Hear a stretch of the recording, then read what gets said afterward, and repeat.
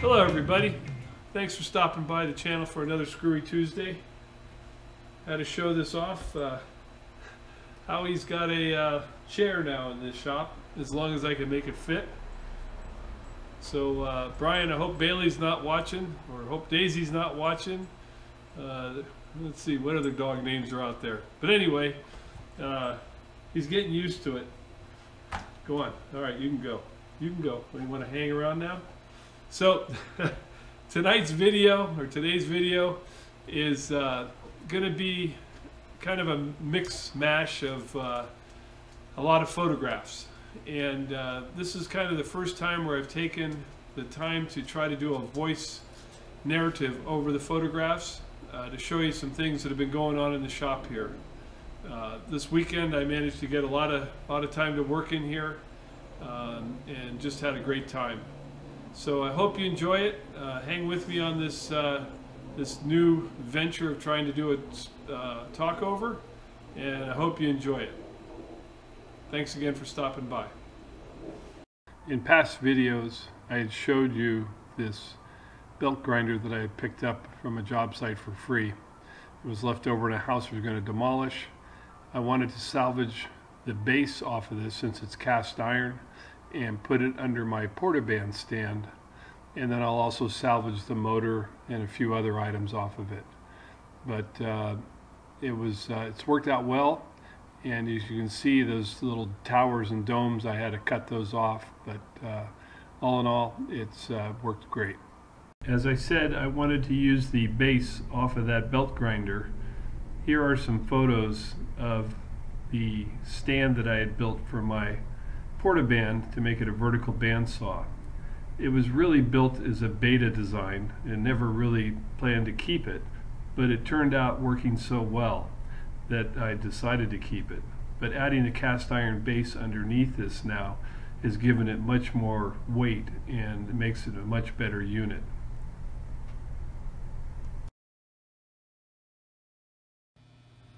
Portaband base turned out well,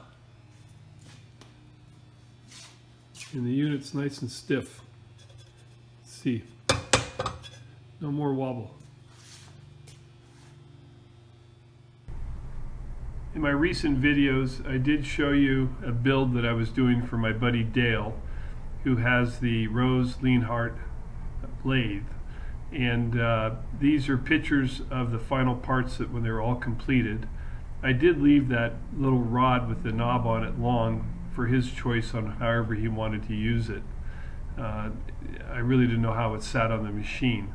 But here's some final photos of the unit sitting on his machine, and you can see in the upper right the wheel transmits the energy from the lower left wheel so that the unit pumps back and forth. He's real happy with it, and it turned out really nice.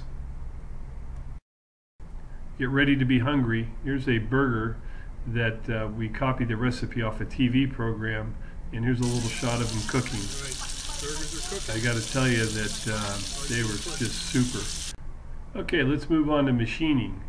Here's a shot of tool holders on a 10EE, and you can see that it was set up as a carousel or a lazy Susan.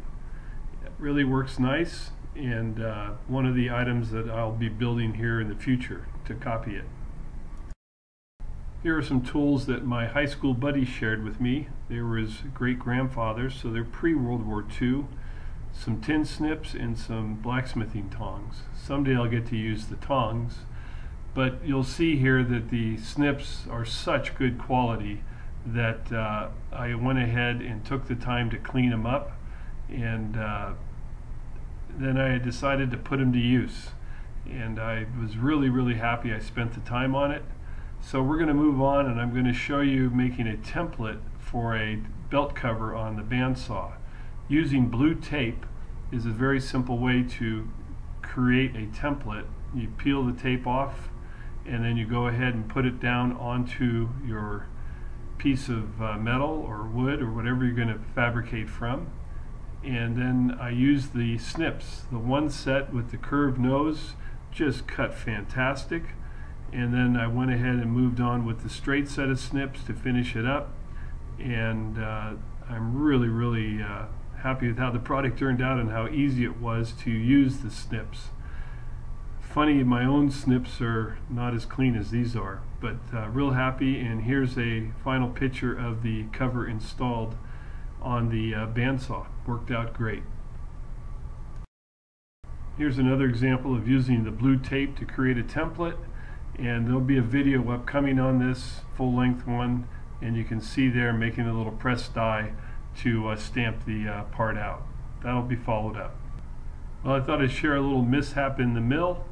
Collet wasn't tight enough, and so when the end mill engaged, the part went a-spinning.